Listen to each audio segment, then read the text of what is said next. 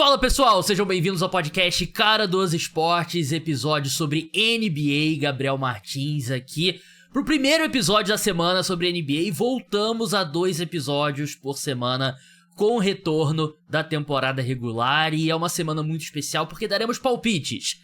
São 3 episódios de palpite pra temporada, 2 essa semana e o outro no início da próxima semana. A gente vai falar aqui sobre a Conferência Oeste, palpites para quem vão aos playoffs e quem vai vencer a conferência, quem vai representar o Oeste na final da NBA. Já adianto que eu tenho algumas escolhas que algumas pessoas podem encarar como polêmicas, então tô bem curioso para saber o que vocês vão achar. Aqui comigo o meu amigo Guilherme Taniguchi, aniversariante da semana, parabéns Gui. Ele que é um dos 2 Splash Brothers do podcast Splash Brothers. Gui, seja bem-vindo mais uma vez ao programa. Uma escala de 0 a 10, o quão difícil foi definir as suas escolhas? Porque eu chutaria tipo um 8,5. Eu tive bastante dificuldade e não descarto durante o programa mudar alguma, porque é uma conferência não só com times fortes no topo, mas é uma conferência bem profunda também. Gabs, primeiro, bom dia, boa tarde, boa noite para os seus ouvintes, boa tarde para você. Foi difícil, viu, cara? Eu confesso que eu fiz ali de primeira, eu não fiquei pensando muito, e quando eu vi, tinha times que eu não imaginava nessa posição que eu acabei deixando de fora. E quando eu vi, tinha algumas equipes ali que falaram, putz, tá nessa posição, será que eu tô tão seguro assim, de que a UA vai ser tão pior do que outros times? Não vou dar spoiler, mas é curioso, né? Porque tá bem a NBA, não à toa debate sobre a expansão, porque tem muito talento na liga. A gente vê equipes que a gente talvez coloque para fora do play-in com jogadores que foram All-Stars há pouco tempo atrás. Verdade, as últimas notícias são de que para a temporada 2027 já é possível ter os 2 times novos, né? E é muito isso que o Gui falou mesmo, né? O nível de talento nunca foi maior.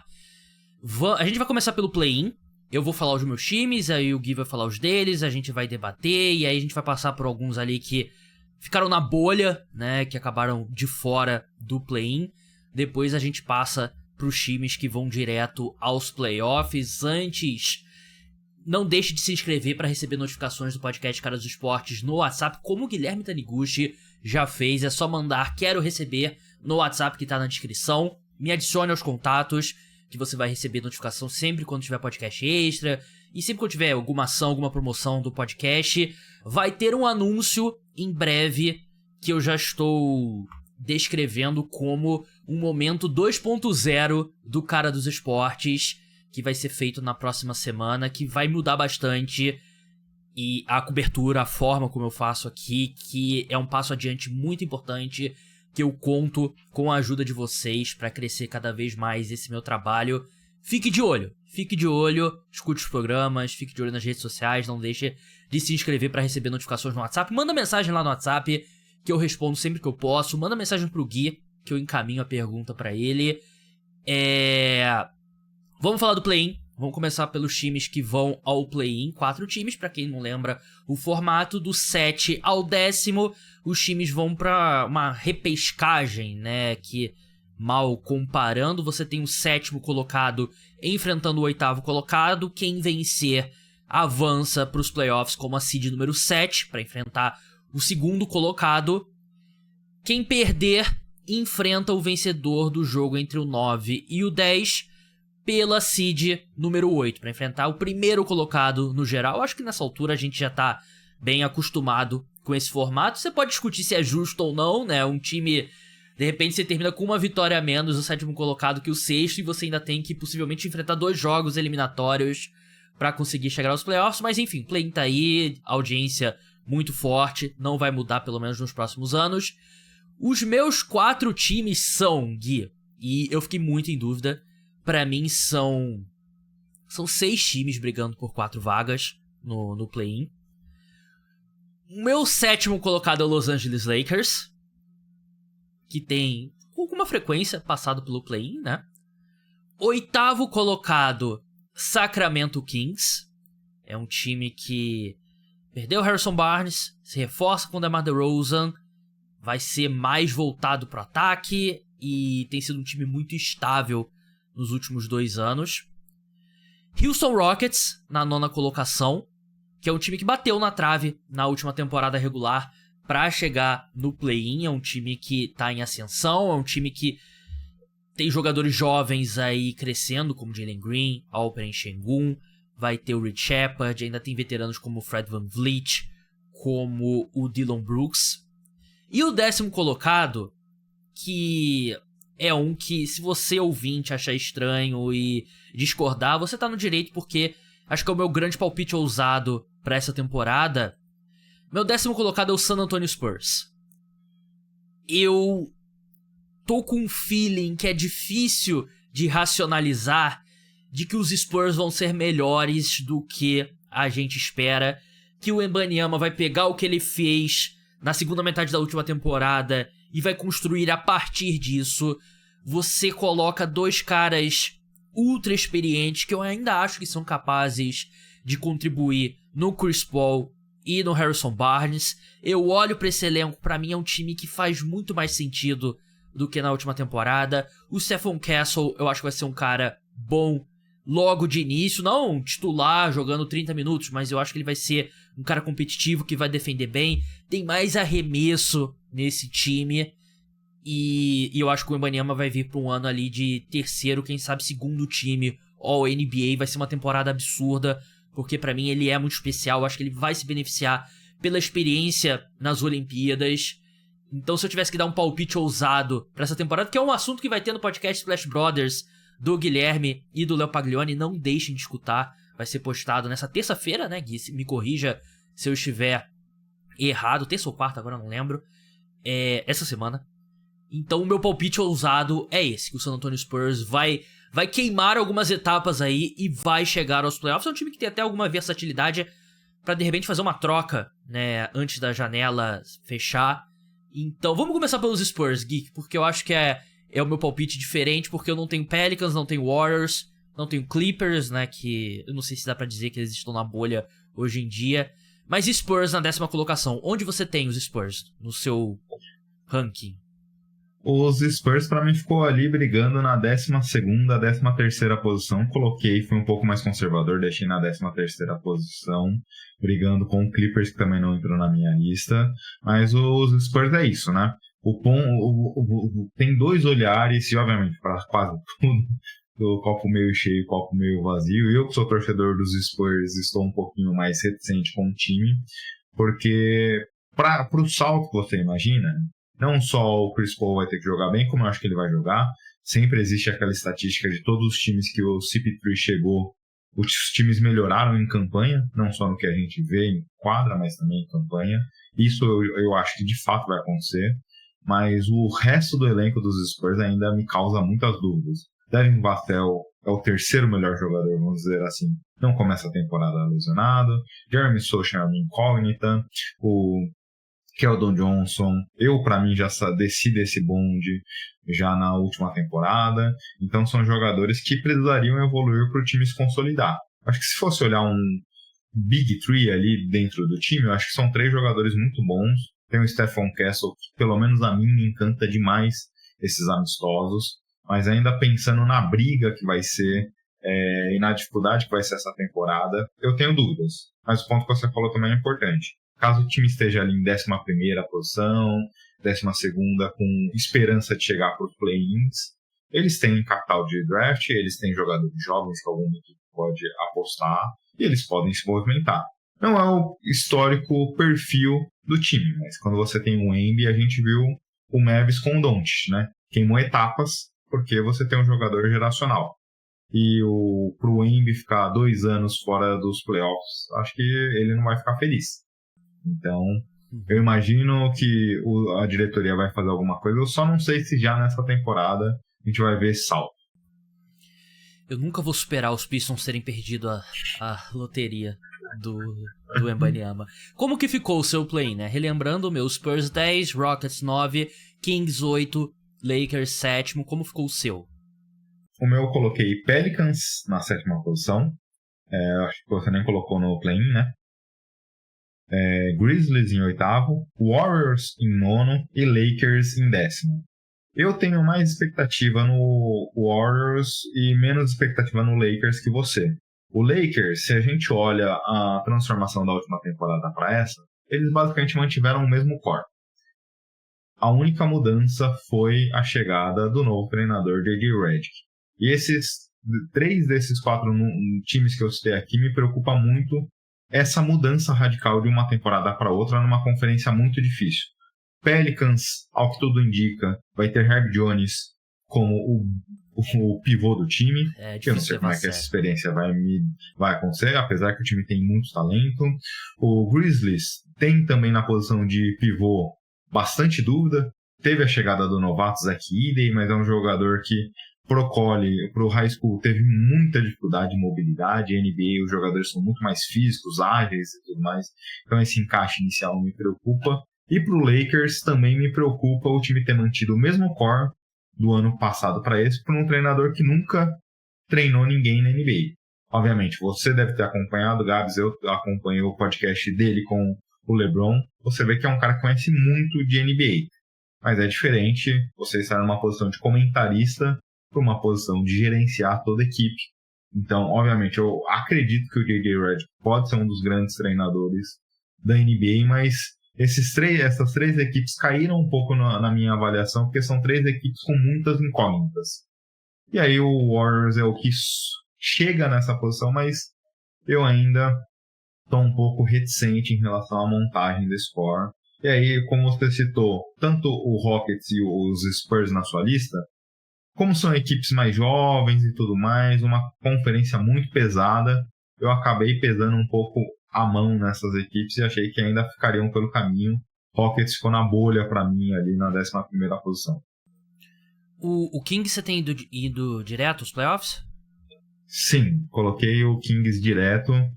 Uhum. Eu confesso a você que eles não estavam direto, eles estavam na 8ª posição aqui quando a gente ia começar o podcast. Eu olhei para a lista, fiquei pensando, eu falei, putz, eu acho que o Grizzlies não vai ser essa Coca-Cola toda, principalmente nesse início. E aí caiu o Kings e subiu.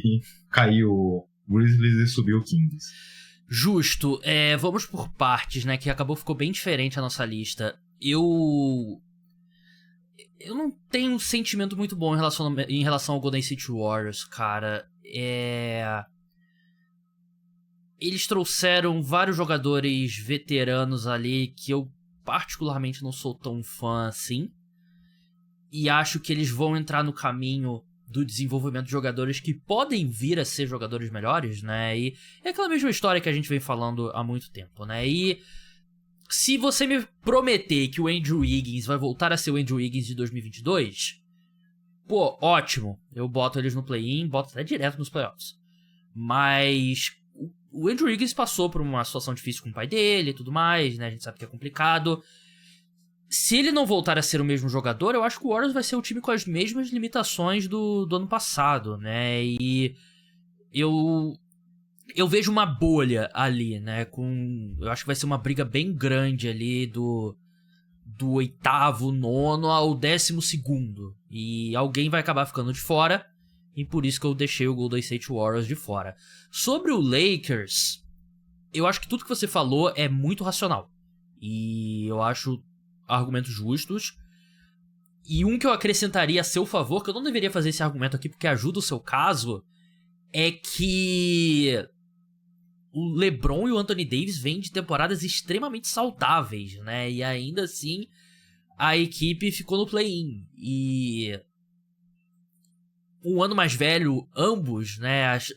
Se não fossem mais velhos, né? A chance dessa sorte virar já era grande, né? Mas são jogadores mais velhos e tem essa mudança. Cara, que o J.J. Redick é totalmente... É uma incógnita. Você não tem como apostar e ele... Eu concordo com o que você disse. Ele parece ter uma grande mente sobre basquete e vamos ver o que vai dar, né? Não tem... A gente já viu caras entrarem e irem bem, a gente já viu caras entrarem e irem mal, né? Então é meio difícil de apostar pra qualquer um dos dois lados, né? Então o elenco é basicamente o mesmo. Não tem nenhuma mudança tão significativa assim.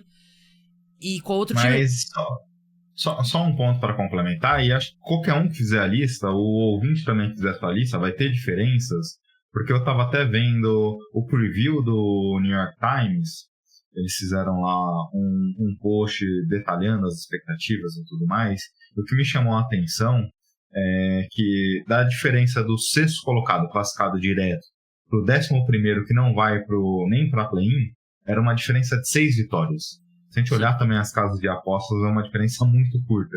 Então, se for ver tipo, a posição que eu coloquei do Lakers em 10º em você, e você colocando em 8º, talvez a gente esteja falando de 2, 3 vitórias de diferença. E aí é difícil de projetar isso efetivamente, né? Talvez quando a gente olha as posições na tabela, a gente se assuste um pouco com as variações, mas também a gente está falando de uma temporada que tem tudo, e obviamente pode ser que não seja isso, mas tem tudo para ser bem próxima, uma classificação da outra, a gente pode estar falando de 2, 3 vitórias. E o Oeste tem esse histórico, né? A gente já viu o time com campanha positiva no Oeste ficando fora dos playoffs, né? Então isso acontece. Memphis Grizzlies, eu tenho ele bem mais pra cima. E eu mandei essa minha lista pra alguns amigos antes da gente gravar, né? Pra sentir ali e tal. E foi um ponto que o pessoal me questionou bastante. Eu tenho o Memphis Grizzlies na 2ª colocação. E é um time que tem subido bastante em termos de over-under de vitórias e odds pra ir aos playoffs e tudo mais. Pra mim é um time que vai ser bem forte em temporada regular. Eu confio nesse retorno do Ja Morant.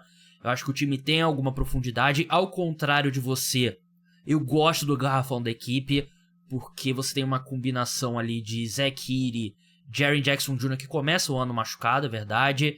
Você tem o Brandon Clark voltando de lesão depois de muito tempo, que é um cara que eu gosto bastante como jogador. Você tem Santi Aldama também. Você tem, de repente, até o próprio Mãozinha, né? Que teve um game winner recentemente lá na D-League. Um grande abraço pro Mãozinha.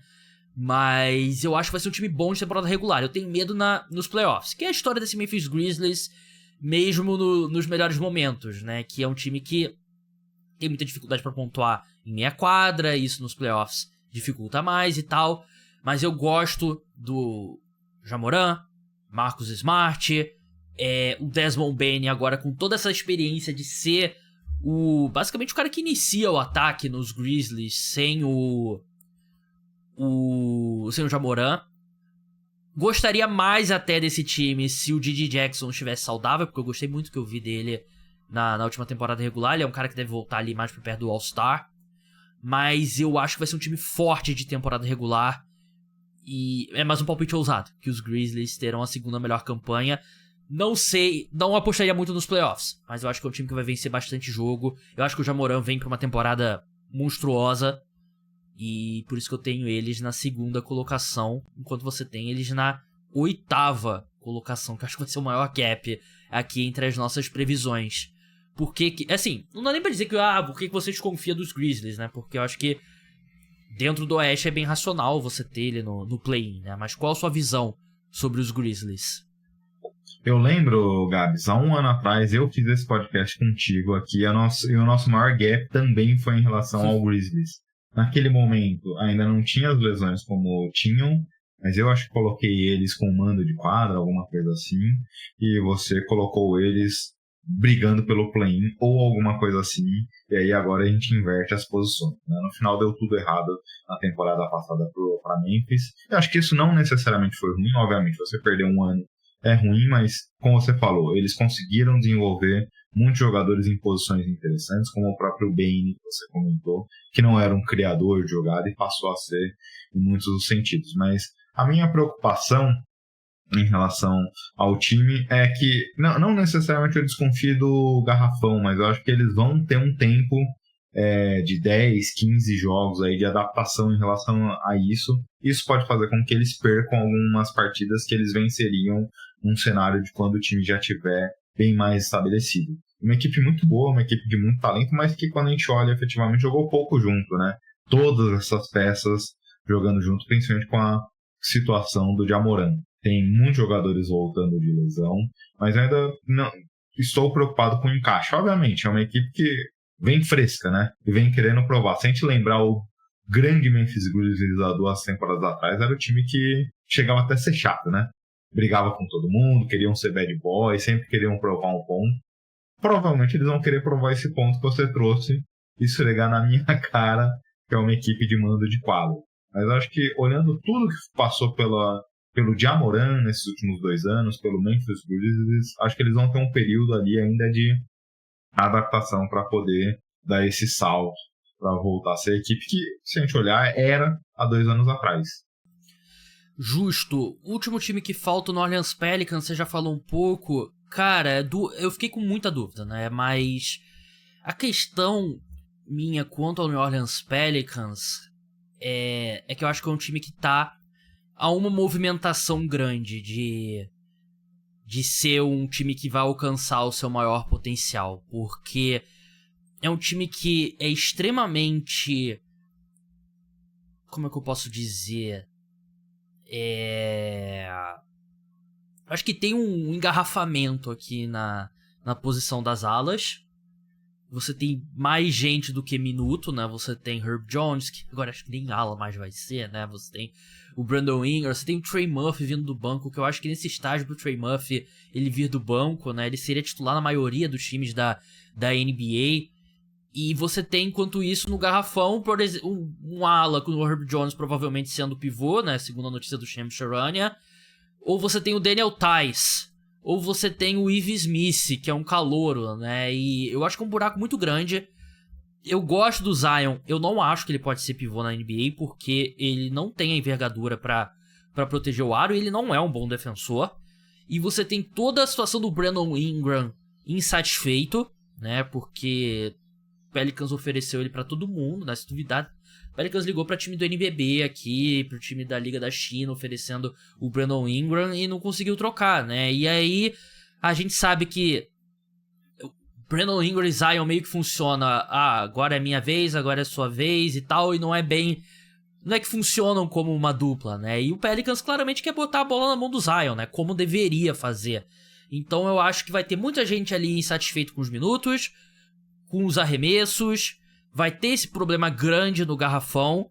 Eu não sou necessariamente o maior fã do DeJounte Murray e não acho que ele é um bom encaixe ao redor do CJ McCollum e vice-versa. E eu acho que ainda assim a equipe pode chegar no play-in. Eu acho que tem muito talento e acho que seria até mais inteligente do que essa minha aposta nos Spurs para eles chegarem no play-in. Mas eu acho que tem muita gente, tem um potencial para ser aquele time que tá saindo muita notícia de fulano insatisfeito, o cara não tá gostando de ter pouco arremesso e tal, não sei o quê. E eu acho que é um candidato a fazer uma troca grande ali, tentar consolidar algumas dessas peças numa peça maior. Mas até essa troca acontecer, é um time que eu não sinto uma boa vibe vindo do New Orleans Pelicans. É aquele negócio, né, Gabs? Se você parar pra pensar, eles fizeram essa grande troca.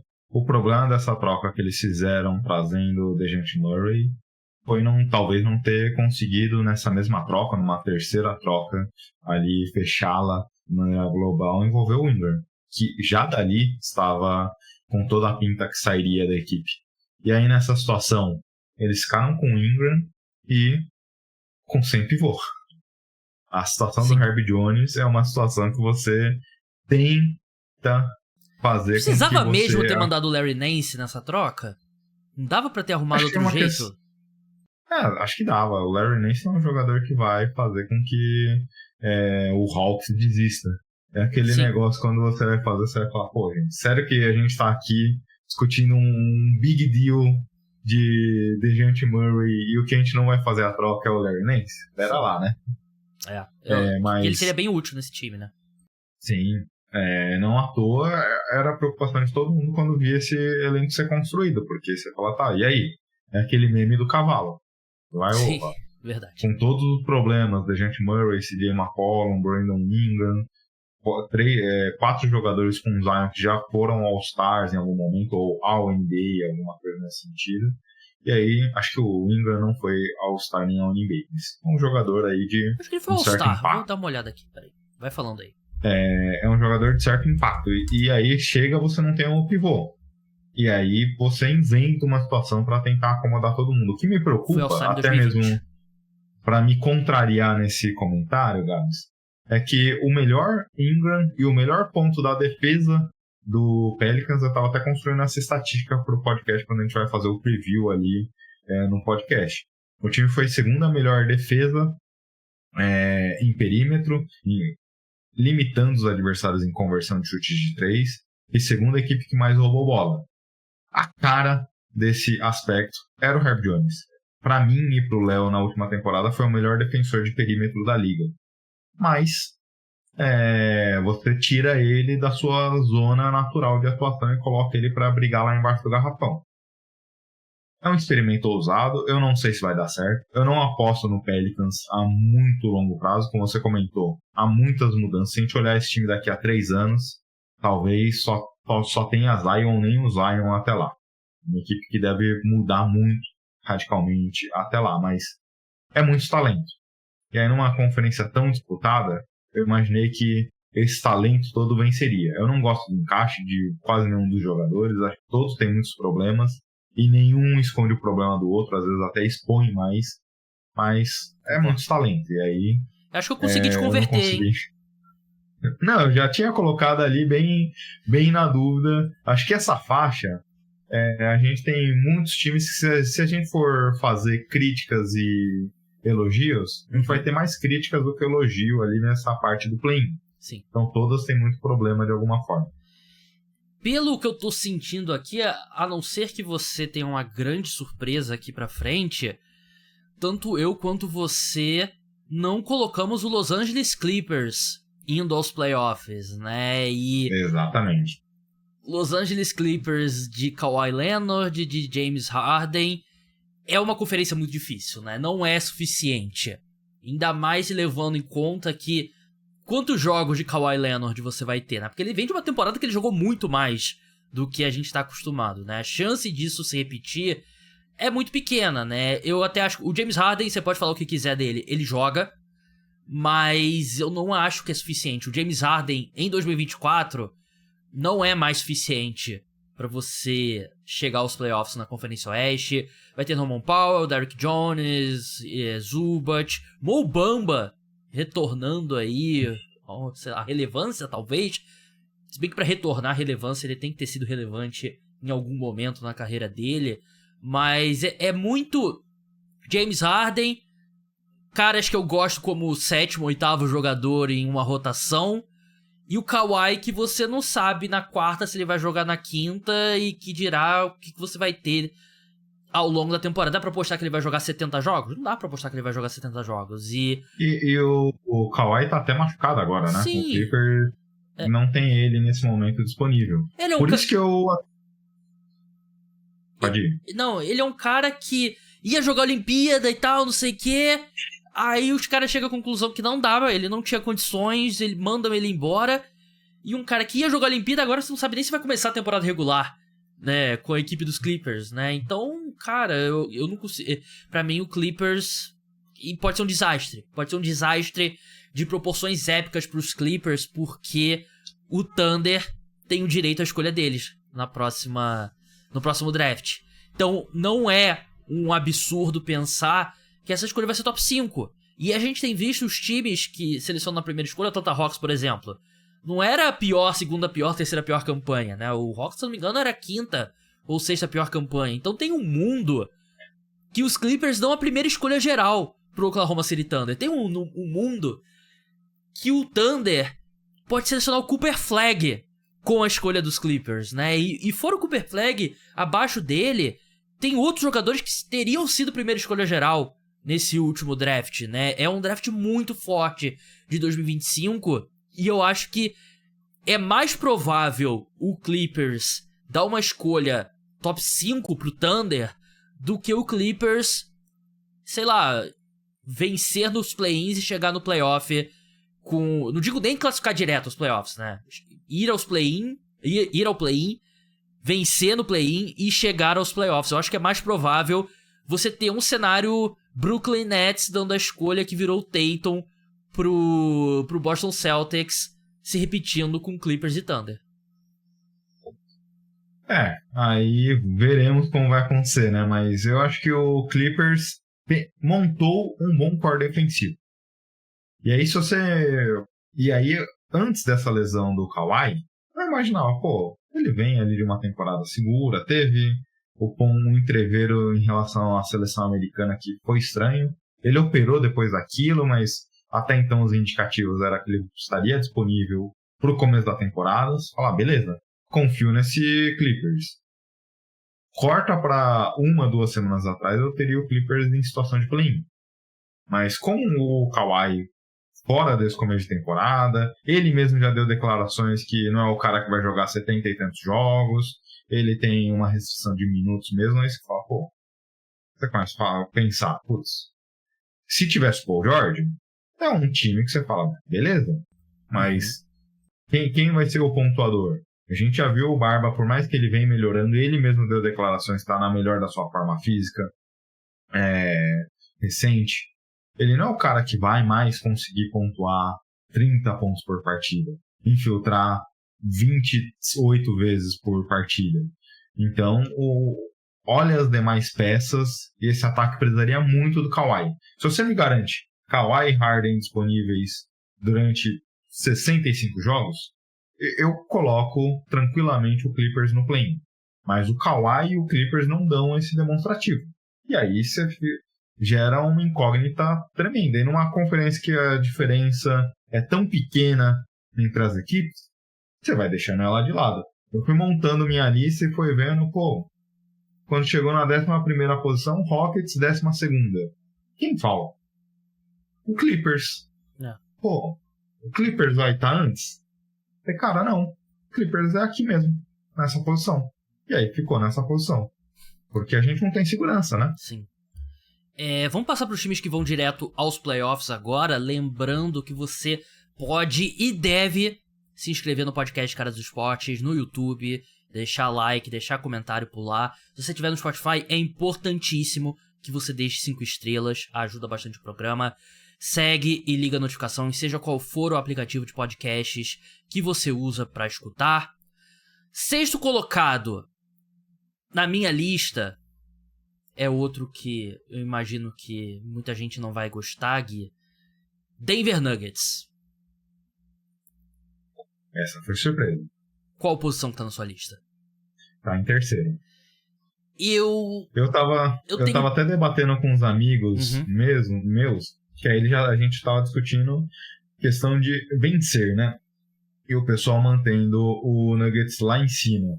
Eu acabei discordando deles naquele momento, porque eu acho que é um time que tem problemas. Mas eu não consegui deixar tão baixo assim. Mas entendo o ponto. É um time que, até te interrompendo, desculpa, não, claro. Mas perdeu quem tava os Caldwell Pope, foi um duro golpe. E aí eles não têm reposição. Tem o Christian Brown que jogou bem. Tá bom, o banco já era ruim no último ano. Vai ficar pior agora? O Westbrook é sua salvação? Eu não confio.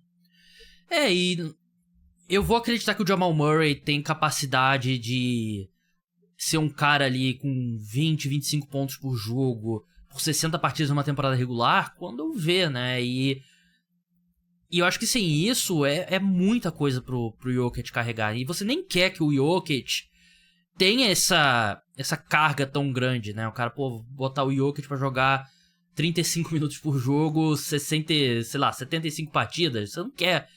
E aí cabe ao Michael Porter Jr. jogar melhor, o Christian Brown jogar melhor, o Julian Strouter ser um cara de verdade nessa rotação, o Jamal Murray carregar o próprio peso do contrato, e eu acho que é muita coisa que precisa dar certo para esse time dos Nuggets brigar lá no topo na temporada regular. Ainda acho que vai ser um time muito forte nos playoffs.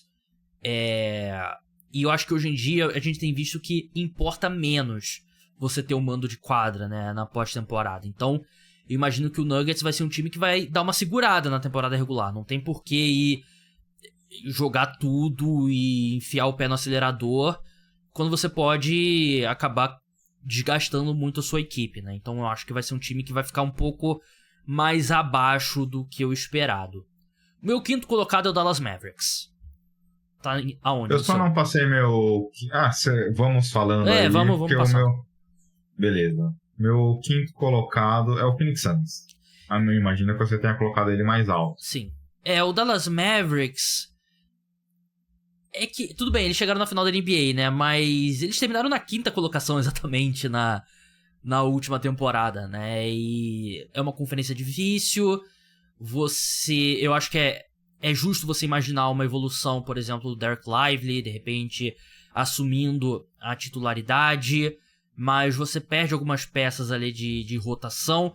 Chega o Klay, mas qual Klay que a gente vai ver, né? Porque o Klay dos últimos anos, eu não sei o quanto que ele oferece de reforço, como se você vai ser o cara da posição 3 ali titular, ele não defende mais ninguém e já é um time que você tem o Kyrie que não defende ninguém. Quer dizer, o Kyrie até ele evoluiu como defensor, acho que ele merece algum crédito. Luka não defende ninguém, então eu não sei se ele impacta tanto assim vitórias e derrotas na temporada regular.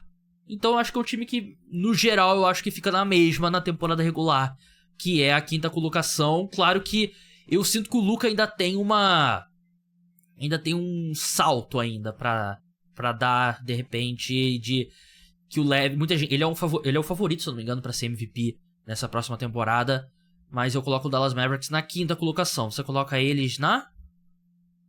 Eu coloquei o Mavs na quarta posição. Não foi uma mudança tão radical assim, tá bem próximo, assim, de maneira geral.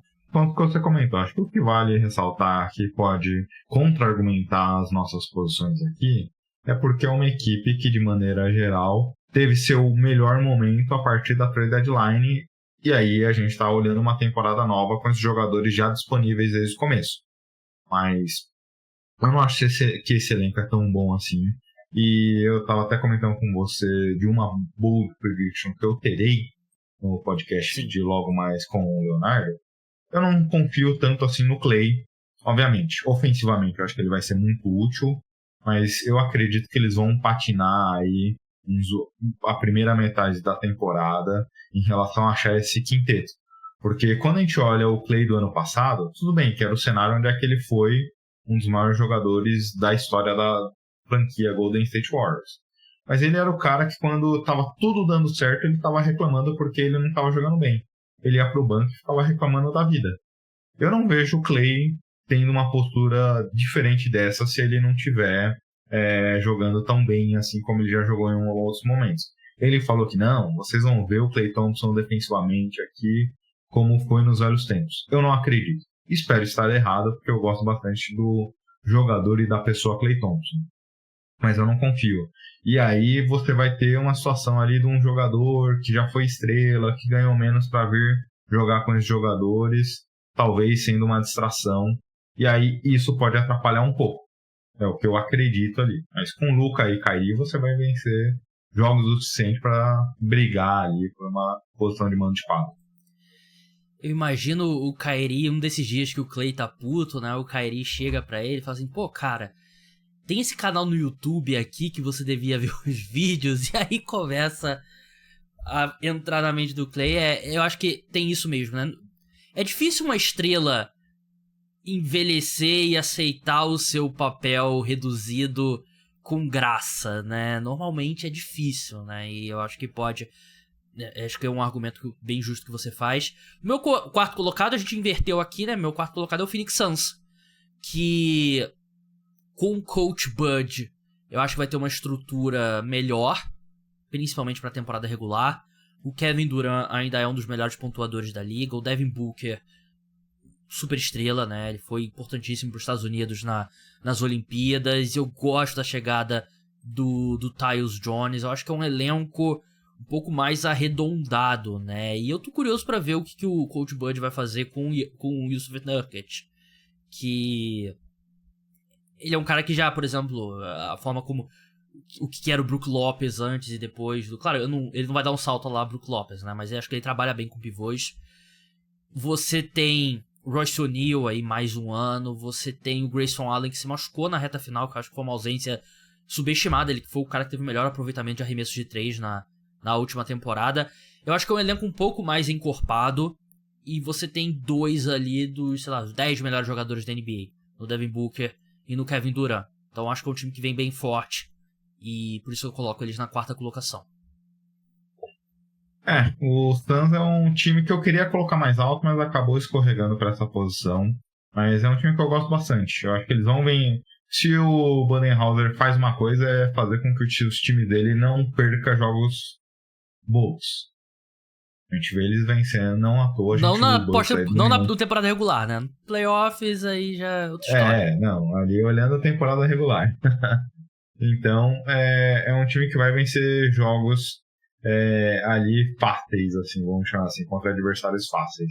E eu gostei do que eu vi aqui. É um time que rodou mais a bola, é um time que parece muito mais coletivo, mas é algo que eu tô curioso para ver do Suns, que a gente tem 3 dos principais jogadores de mid-range.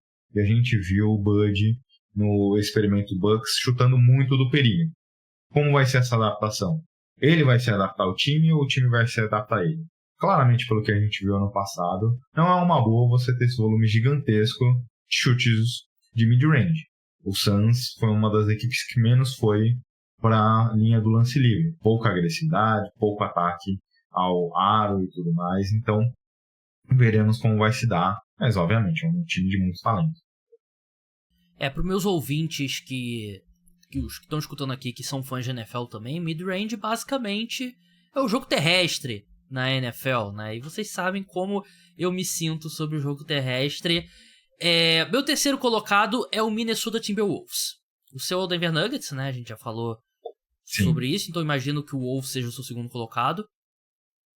É um time, cara, que, assim, a saída do Towns não melhora a equipe. Eu não sou fã do Towns, mas eu também tenho que admitir, ele não vai melhorar a equipe.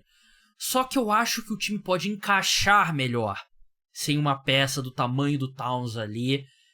Eu tô achando que o DiVincenzo vem por um ano gigantesco. Ele teve... Inclusive, eu tava olhando as odds dele pra Most Improved Player, porque eu acho que ele é um cara que pode virar um pontuador ali de, 20 pontos por jogo. E a gente viu Knicks e Timberwolves recentemente, ele batendo boca com o pessoal dos Knicks, né? E até eu tava vendo um vídeo sobre o que realmente aconteceu. Aquela história dele falar, é isso que acontece quando deixam você mandar em tudo. Não foi pro Jalen Brunson, foi pro Tom Thibodeau. E isso fala depois dele... Não teve nada a ver com a troca, né? Foi um negócio... Ele fez uma cesta indo pra direita e ele virou pro banco e falou, você falando que eu não consigo ir pra direita e tal. Isso foi pro Thibodeau. E essa parte do... Quando deixam você tomar conta do show, parece que... Eu falei errado. Parece que foi pro pai do Jalen Brunson, né? Que é assistente técnico lá nos Knicks, né? E ele ainda é muito amigo do Jalen Brunson. Parece que há pouco tempo o Jalen Brunson se casou e o DiVincenzo foi um dos padrinhos, né? E tal. Então, é tudo uma polêmica, mas é claro, você vai ficar puto quando você foi trocado. Ainda mais quando você... Parecia que ele era parte ali do núcleo, né? Que se formou nos Knicks. E eu acho que ele vem para um ano grande. Eu gosto muito de DiVincenzo, gostava muito dele em Vila Nova. Queria que os Pistons selecionassem ele naquele draft. E ele... Acho que ele teve uma evolução talvez um pouco irregular, mas eu gosto do jogador que ele se tornou. Julius Randle, motivado por estar no ano de contrato, apesar de eu achar que ele não se encaixa tão bem ainda com essa equipe. Você vai ter eu acho que o Rob Dillingham vem para um ano de calouro grande também. Eu acho que é um cara que vai brigar pra calouro do ano, pra desespero do Gui, que torce pros Spurs, que selecionaram o Rob Dillingham e depois trocaram ele. E o Anthony Edwards, né? O Anthony Edwards, que é o jogador que lidera a NBA em aura por partida, né? Então, eu acho que é um time que faz um pouco de sentido, talvez, aí nesse mundo pós-Towns. Nas Reed vai ter um espaço maior, que eu acho que vai ser importantíssimo. Eu acho que parte da troca do Towns também é porque, com a permanência do Towns, seria difícil manter o Nas Reed, que tá entrando no último ano de contrato.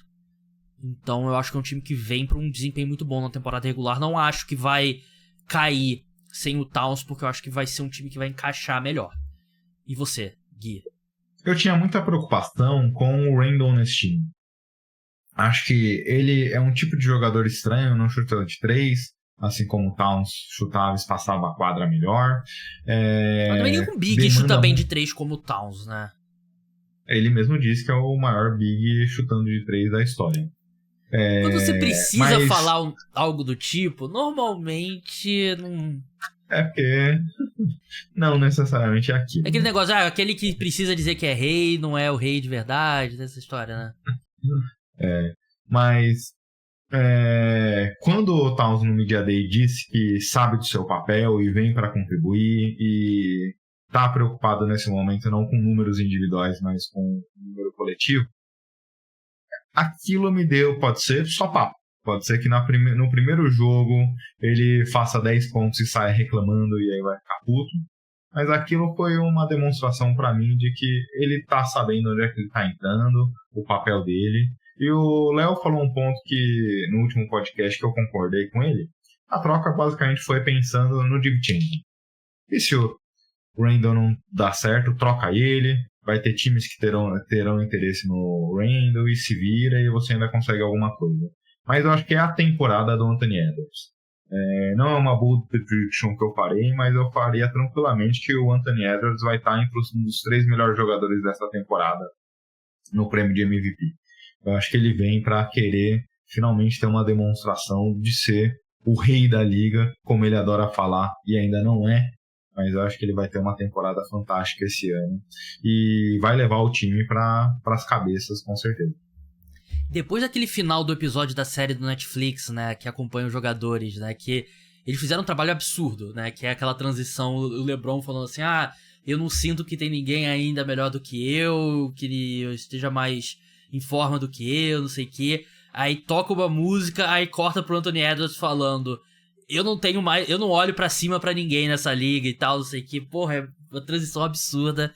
E eu acho que o Anthony Edwards é um bom candidato pra MVP mesmo. Eu acho que o Anthony Edwards, dos nascidos nos Estados Unidos, acho que ele é o melhor palpite aqui. Número 1, eu acho muito difícil você sair, que é o meu número 1, é o número 1 do Gui, é o Oklahoma City Thunder.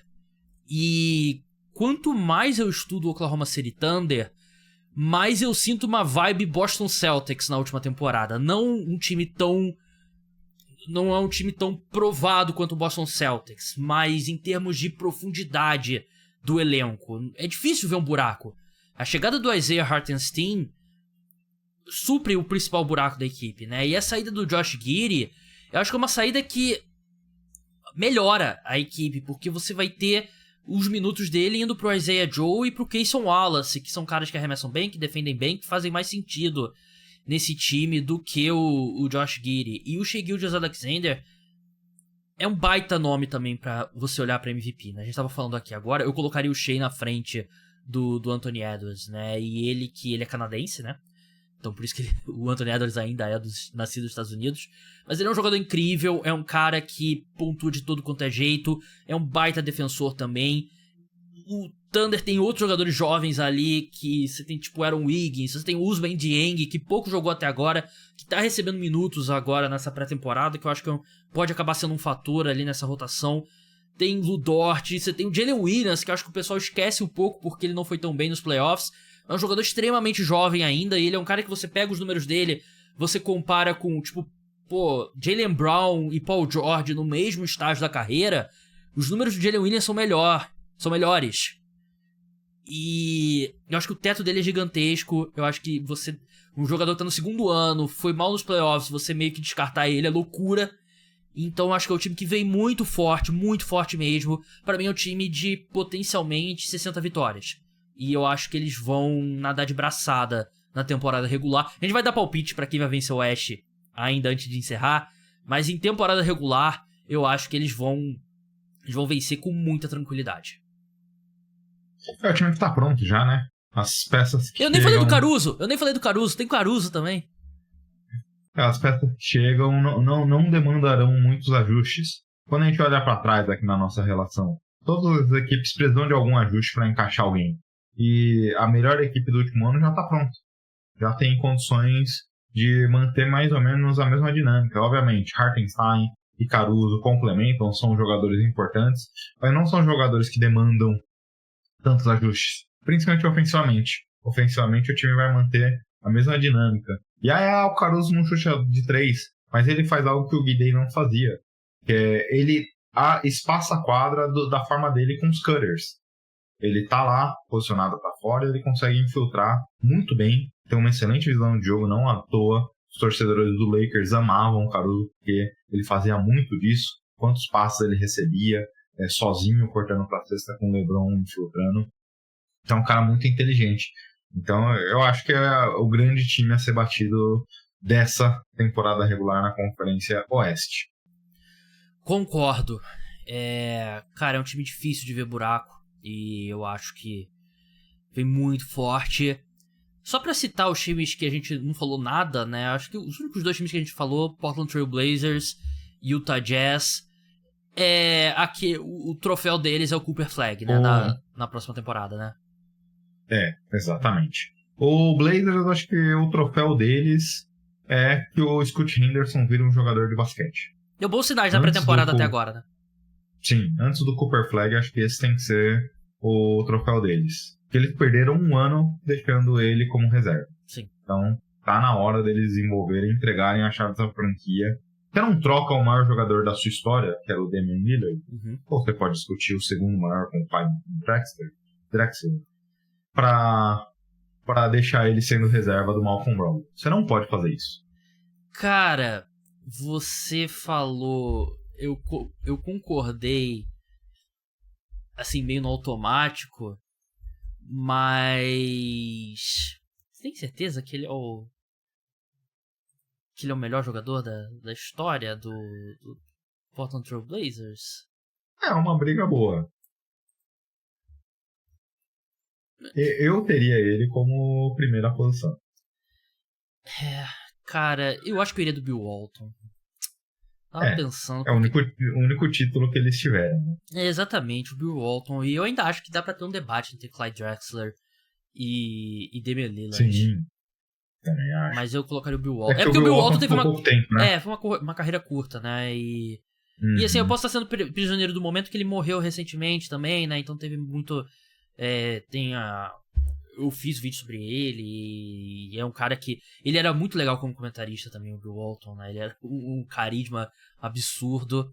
Mas eu acho que eu botaria o Bill Walton. Mas assim, o Damian Lillard tem uma carreira, sei lá, 3, 4 vezes mais longa no Blazers, né? Mas o Bill Walton foi campeão e tal. Enfim, meu palpite pra vencer o Oeste, pra chegar nas finais da NBA, é o Oklahoma City Thunder.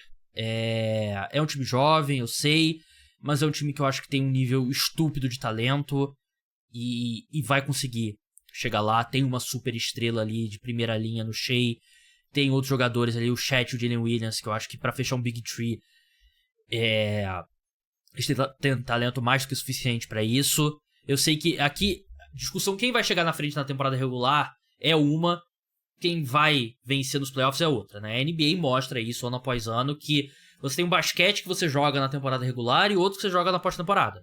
Você reduz as rotações, os jogos são com um ritmo mais devagar, você tem menos transição, defesa importa um pouco mais, jogadores ali que criam o próprio arremesso importam um pouco mais. Você vai enfrentar o mesmo time ali, às vezes, por 2 semanas. Então você vai encontrar soluções que você não vai encontrar na temporada regular quando você enfrenta 4 times em 10 dias, 4 times diferentes. Então, ainda assim, eu acho que o Oklahoma City Thunder vai para as finais da NBA pela primeira vez desde 2012. 2012 ou 2013? 2012, né? 2012, quando eles perdem pro Miami Heat. E eu acho que eles chegam lá. Qual que é o... Desculpa, solucei aqui. Gui, qual o seu palpite? Eu, como convidado, Gabs, não tenho compromisso com muita informação. Eu vou apostar no Suns. Vou apostar no Suns porque é o time dos veteranos. É o ano que eles precisam vencer alguma coisa, né? Se eles não chegarem agora, é um time que basicamente pode dizer que vai dar errado. Então vou apostar no Suns como o candidato aqui para chegar na final, pela experiência, pelos jogadores que possuem. Eu acho que eles vão se encaixar ao longo da temporada. Eu acho que a aquisição que eles fizeram do Tyus Jones vai ajudar demais esse time. Então eu apostaria no Suns aqui chegando na final. E vamos ver se o trio finalmente funciona essa temporada. Bom palpite. Acho um palpite justo. Sigam o Guilherme no @GuiSplashBR. Sigam o podcast Splash Brothers, @podcast Splash BR.